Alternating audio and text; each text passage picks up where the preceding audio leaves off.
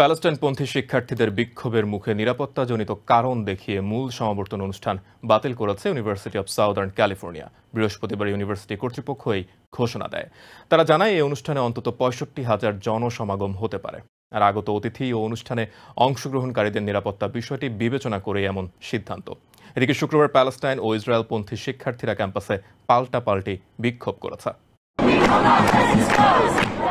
New ইয়র্কের Columbia university থেকে শুরু হওয়া প্যালেস্টাইনপন্থী বিক্ষোভ এখন ছড়িয়ে পড়েছে দেশ জুড়ে। বৃহস্পতিবার ইউনিভার্সিটি অব সাউদার্ন ক্যালিফোর্নিয়ার ক্যাম্পাস থেকে সরে যেতে বলার পরও বিক্ষোভকারীরা বিক্ষোভ অব্যাহত রাখে। এরপর 93 জনকে গ্রেফতার করে পুলিশ। এরপরই ইউনিভার্সিটি কর্তৃপক্ষ এক বিবৃতিতে তাদের মূল সমাবর্তন অনুষ্ঠান বাতিল করার ঘোষণা দেয়। সমাবর্তনে সাধারণত 65,000 জনসমাগম হয়ে থাকে। বর্তমান পরিস্থিতিতে সবার নিরাপত্তার বিষয়টিকে গুরুত্ব দিয়ে এমন পদক্ষেপ নেওয়ার কথা জানিয়েছে কর্তৃপক্ষ। এর আগে সমাবর্তন অনুষ্ঠানে আসনা তাবাসসুমের বক্তৃতা বাতিল নিয়ে ফুঁসে ওঠে শিক্ষার্থীরা। তার বক্তৃতা বাতিলের ঘোষণা আসার পর কমেন্সমেন্ট সেরেমনির সব বক্তৃতা বাতিলের সিদ্ধান্ত নেওয়া হয়।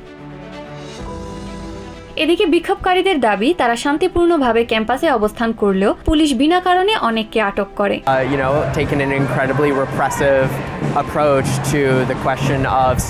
শিক্ষার্থীদের সমর্থনে মুসলিমস লাইফ অন ক্যাম্পাসের অ্যাডভাইজরি দলের 11 সদস্য পদত্যাগ করেছেন। তারা বলেন, বিশ্ববিদ্যালয়ের এই সিদ্ধান্তের পেছনে নিরাপত্তা নয়, রাজনীতির ভূমিকা রয়েছে। এদিকে ক্যাম্পাসে ইহুদি শিক্ষার্থীরা হামাসের হাতে জিম্মিদের মুক্তির দাবিতে পাল্টা বিক্ষোভ করেছে। তারা মনে করে আসনা তাবাসসুমের বক্তৃতা বাতিল করে বিশ্ববিদ্যালয় অযৌক্তিক সিদ্ধান্ত নিয়েছিল। বিশ্ববিদ্যালয় কর্তৃপক্ষ জানিয়েছে, শিক্ষার্থীদের কমেন্সমেন্টে অন্যান্য আরও অনেক অনুষ্ঠান করা হবে। এসব অনুষ্ঠানে বাড়তি নিরাপত্তার পাশাপাশি অতিথিদের জন্য টিকিটের ব্যবস্থা করা হবে। Adeline Shreya, TVN 24 news desk. New York থেকে সম্প্রচারিত TVN 24 টেলিভিশন বিশ্বজুড়ে বাঙালির কণ্ঠস্বর।